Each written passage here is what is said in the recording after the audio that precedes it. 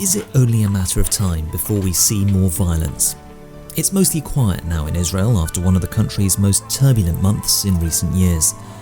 There are no rockets or airstrikes now. The world's focus has moved on.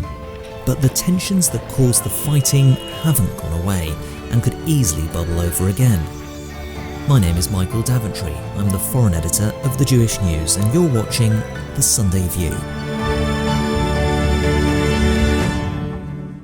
This is Haifa, one of Israel's largest cities, and home to a mixed population of Jews and Arabs.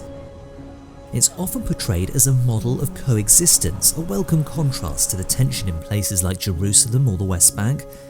But May 2021 revealed something quite different.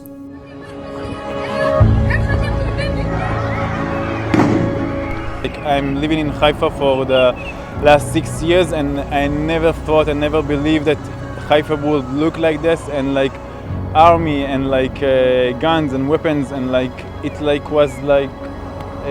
was very sad. And it wasn't just Haifa.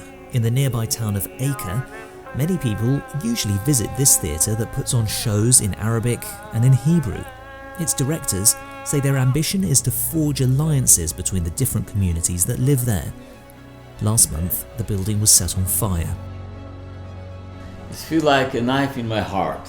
This is what I feel. This week was very hard for me. Some say this should surprise no one. This is a conflict that stretches back decades, centuries even, they say, and flare-ups like these are just inevitable. But sectarian violence inside Israel's own borders is actually quite rare, especially compared to East Jerusalem or the occupied West Bank. The fact is that this age-old conflict between Israelis and Palestinians, Jews and Arabs, is morphing into something new. And part of it concerns the labels that we use. احنا فلسطينيين مش عرب إسرائيل، مصطلح عرب إسرائيل هذا خلقته إسرائيل وعملائها طبعا في إسرائيل. احنا فلسطينيين، كنا دائما فلسطينيين وما زلنا فلسطينيين. Ladies and gentlemen, we will now begin the signing of the Israel-Palestinian Interim Agreement. There's a whole generation of people that has reached adulthood since 1995, when the Oslo Accords meant that Palestinians were allowed to rule themselves for the first time, even though it was on a very limited scale. The idea was that there'd be more talks soon that would allow them to have their own country, the state of Palestine. But the talks never happened. Over 5 million people today live in Gaza and the West Bank, the lands that would make up a future state of Palestine. For several decades now, the world has referred to the majority of them in the same way they describe themselves: Palestinians. But what about Israel, the Jewish state?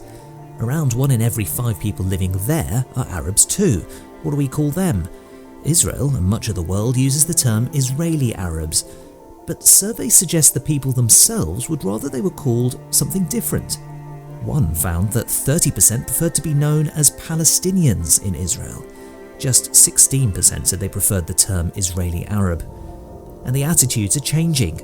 17% went for Palestinian Arab in 2017, but 14 years previously it was just 3.7%. This man is 29. He now describes himself as a Palestinian in Israel, but that wasn't always the case. At the age of 12, 13, I consider myself as Israeli and Arab. I can tell you that with the time move on and people treated me like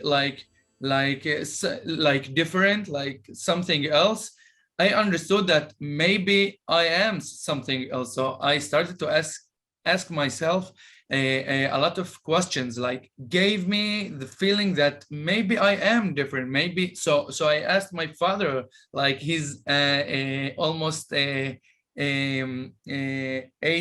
like 80, 81. So I asked him, like, what are we? Like, explain to me. And he just told me that I was born before Israel, so you can choose, like it's yours, like do whatever you want, like no one can tell you what you are. It's in your heart. People like Saad are part of a generational shift in Israel. Citizens who were called Israeli Arabs, but now prefer to call themselves Palestinians in Israel. The change has happened gradually, but it has meant that sparks elsewhere have been enough to ignite anger right across the country.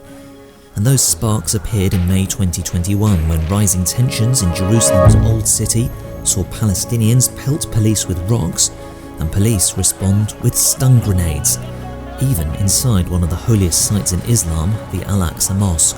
Unfortunately, what we see there is an uprising, and it's regarding to what's happening at the Al-Aqsa Mosque and what's happening on Sheikh Jarrah neighborhood. That East Jerusalem neighbourhood is the site of a property dispute that Israel says will be resolved by its court system.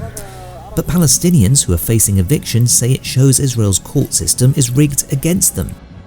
If the Israeli system is not open to us, the argument goes, why should we call ourselves Israeli? We live together, the societies and the communities are so connected, and this is a thing that we sometimes forget, and the world is mostly forget. We have to clean this atmosphere of the city. Most of the people were beautiful people, beautiful, wonderful, I love them. הם יצטרכו לחיות ביחד, לאן ילכו? מי שבא מבחוץ הוא רק ילך הביתה, ואלה יישארו. אז הם צריכים ללמוד לחיות ביחד. לא צריך לשמוע על האנשים החיצוניים. זה הכל. This week, an Arab-Israeli party joined the country's government for the first time in history. In exchange, they're getting funding for more police and education in Arab-populated parts of Israel. That might help to address some of the anger that burst so violently onto the streets of Israeli cities in May 2021. But the anger is still there, even if the violence has gone away. It's going to take a lot more work to fix it.